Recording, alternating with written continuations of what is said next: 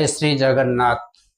Astrologer Krishnachandra नायक ए YouTube channel तरफ समस्त दर्शक बंधु मान को मोर आज एपिसोड रे कोटि कोटि प्रणाम।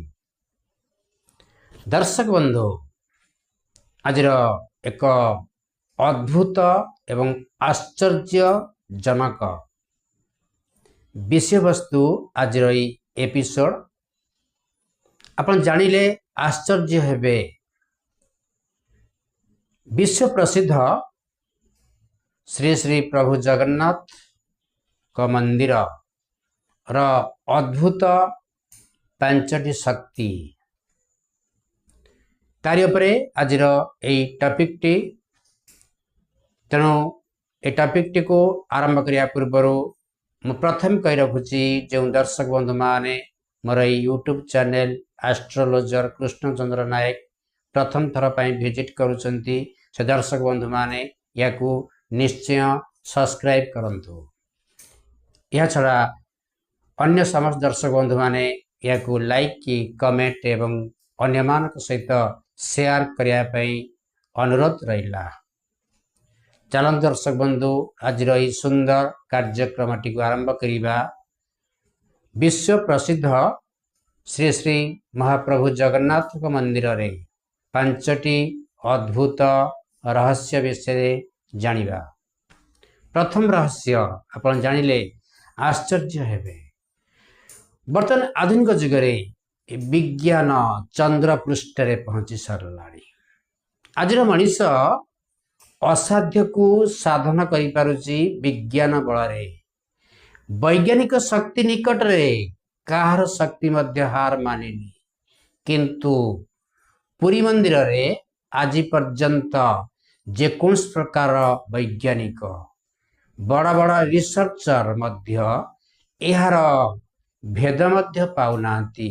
सेई अद्भुत पांचटी शक्ति कौन पुरी रे कार्य करुची से विषय रे आज एपिसोड। दर्शक बंधु प्रथम कथा होची पवनर वेग।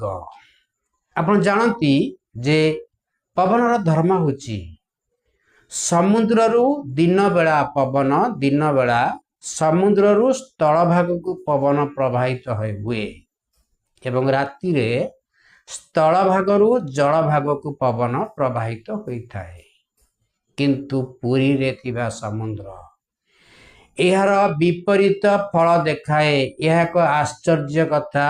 आज पर्यंत वैज्ञानिक किंबा कौनसी भौगोलिकविद किंबा कौनसी रिसर्चर मध्य ए विषय गवेषणा चालू रखिचंती, तार तत्व ए पर्यंत पाउ नांती।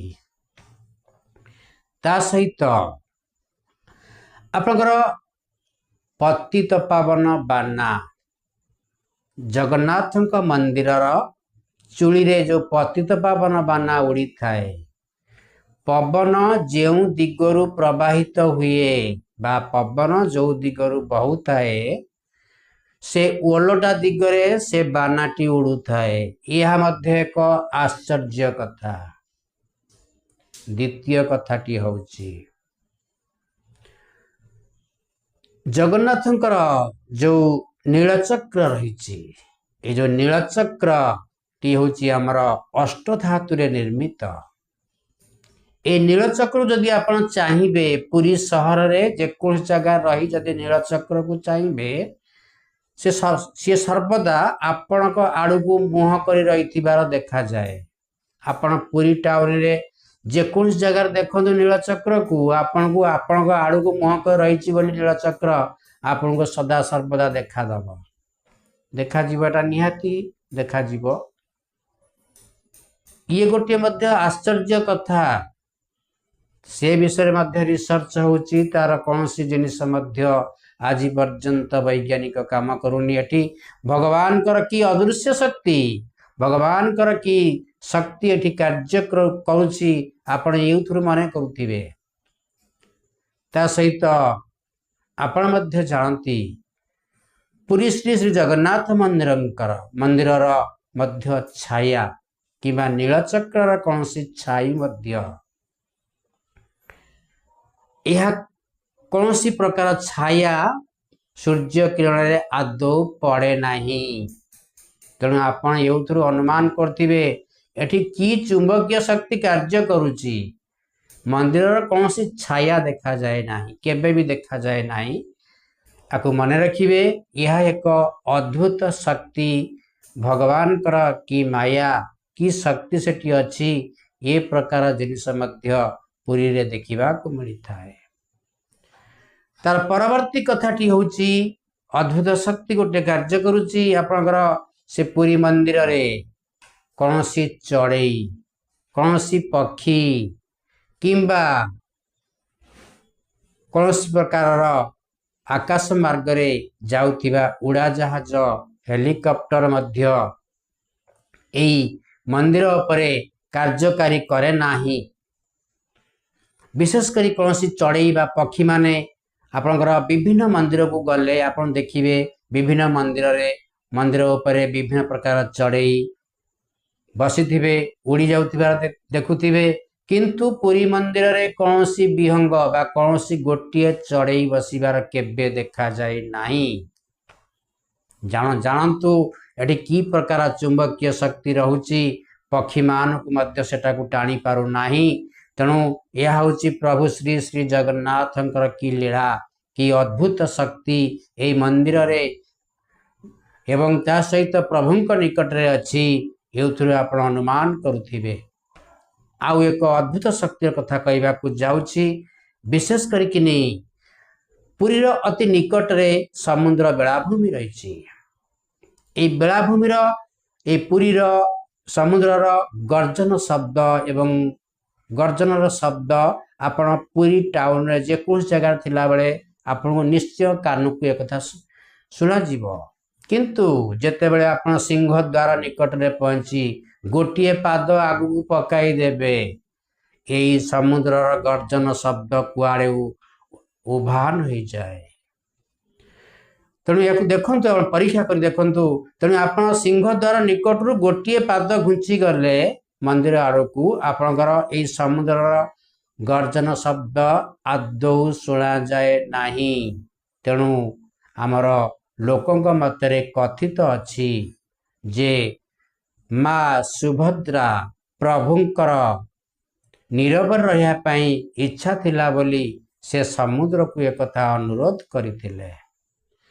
तो ये वैज्ञानिक मानकर बुद्धि काम करूनी। ये वैज्ञानिक माने बहुत किसी परीक्षा करुचंती, निरीक्षा करुचंती, गवेषणा करुचंती, किंतु कौन सी रिसर्चर हुंतु बा कौन सी साइंटिस्ट भी हुंतु यार कौन सी पत्ता मध्य आज पर्यंत पाई नांती। तेणु एठी प्रभुंकर की अद्भुत शक्ति अच्छी, तांको पाखरे की माया अच्छी, से कौन जानी छंती। तेणु एउथुरे आपण अनुमान करुथिबे से प्रभु हमार कौन करुछंती। एठी काहारी मुंड काम करूनी, कार परीक्षा काम करूनी, कार निरीक्षा काम करूनी, कार गवेषणा काम करूनी, कार किछि मध्य काम करू नाही। आउ गोटे सुंदर रहस्य रहिछि पुरी मंदिर विषय कहया पे जाउची। शेष रे मन रखंतु आपनकर आनंद बाजार थाए पुरी रे आपण आनंद बाजार रही थाए। प्रत्येक दिन यही आनंद बाजार रे कुड़िया उपरे कुड़िया अर्थात माटी कुड़िया रे रंधा जाए। कुड़िया उपरे कुड़िया 7टी कुड़िया रखा जाई एठी अन्न प्रसाद प्रस्तुत करा जाए। एठी प्रत्येक दिन हजार हजार संख्यार भक्त आसंती, किंतु केते भक्त आसंती से केते अभड़ा खाती तार किसी हिसाब मध्य मिल न थाए। किंतु एठी कौन सी दिन अन्न प्रसाद अभाव पड़े नाही ना, से कौन सी अभड़ार मध्य फोपड़ा हुए नाही किंबा ब्याजेप्त रे जाए नाही, नष्ट हुए नाही। से प्रत्येक दिन संपूर्ण रूपे से लोकमानकर भरपूर हो जाए। कौन प्रकार प्रसाद मध्य बंचे नाही। ता छड़ा ये जो कुड़िया गुड़िक आमर आनंद बाजार रे रोषशाला रे रोषई करा जाए। थाक होइकिनी गोटी अभड़ा कुड़िया उपरे आउ गोटी अभड़ा कुड़िया एई भली 7टी अभड़ा कुड़िया रे एठी रंधा जाए। किंतु आश्चर्य कथा प्रथम अभड़ा कुड़िया प्रथमे न सिझी सभा शेष रे थिबा 7 नंबर अभड़ा कुड़िया प्रथम सिझी थाए। तेणु एठी अनुमान आपण करंतु एठी की प्रकार अद्भुत शक्ति रही, प्रभुंकर की माया रही। प्रभु एठी आमर संसार समस्त को से अन्न जोगाउछंती। हजार हजार भक्त एठाको प्रत्येक दिन आसुचंती, किंतु कौन से दिन अन्न प्रसाद अभाव पड़े नाही एवं एठी मध्य एक अद्भुत शक्ति कार्यकारी करुची। तेणु प्रभुंक निकटरे तेणु आज पर्यंत जेते प्रकार वैज्ञानिक जेते रिसर्चर मध्य ए विषय रिसर्च करी करी थकी पड़िलेनी, तार सत्यता आज पर्यंत से पाउ नाहंती।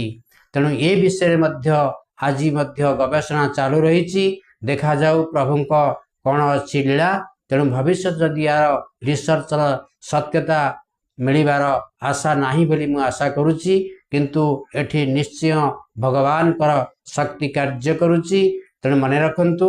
तेणु आज मोर एई टॉपिक टी आपन केमिति लागिछि, परवर्ती कार्यक्रम रे परवर्ती अध्याय आगामी अध्याय मो सहित पुनराय भेट हेबे। तेणु आज ये कार्यक्रम टी आपन केमिति लागिछि निश्चय कमेंट माध्यम रे जय जगन्नाथ बोली लिखिया पे अनुरोध रहिला।